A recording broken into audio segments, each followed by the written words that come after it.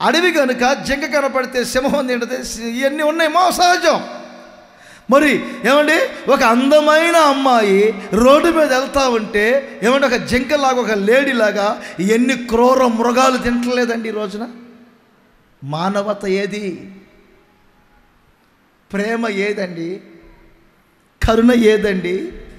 జాలి ఏదండి? నా సొంత చెల్లె, నా సొంత చెల్లె ఇలా వెళ్తూ ఉంటే, నా చెల్లెలు వెళ్తూ ఉంటే నేను ఇలా చేయొచ్చా? నా చెల్లె స్థానంలో ఉన్న అమ్మాయి కదా అని ఈ రోజున యవ్వనస్తులు అనుకుంటున్నారండి. మృగాల్లాగా ప్రవర్తిస్తున్నారు. ఈయన సూటు బూటు చేసి స్టైల్ చేసి క్యాబ్ పెట్టి విన్నారా, 4 తిరుగులు తిరిగి దున్నపోతు అదే గాడిదలాగా అరిసే ఆరున ఒకటి ఉంటుంది బైక్కి, దాన్ని ఎక్కి అగ్రహారం దగ్గర నుంచి గేట్ దగ్గర నుంచి అగ్రహారం వరకు మెలకలు తిరుగుతూ ఉంటాడు. మెలకలు తిరిగి అక్కడికి అందమైన అమ్మాయి ఉండగానే 3 సార్లు మెలకలు తిరుగుతుంటాడు. విన్నారా?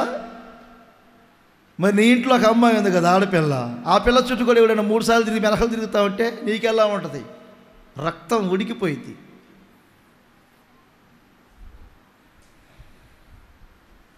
ఆ తరగతులన్నీ చూసే సేవలోకి వచ్చాను. విన్నారా? మీకు ఒకరు ఉండొచ్చు, ఇద్దరు ఉండొచ్చు. నా బ్యాచ్ ఇంచుమించు 70 మంది, నాగరాజు బ్యాచ్ 70 మంది యవనస్తులు, యూత్ లీడర్ని. నాగరాజు అన్నా అంటే చాలు పడిగిపోయినట్టేగా.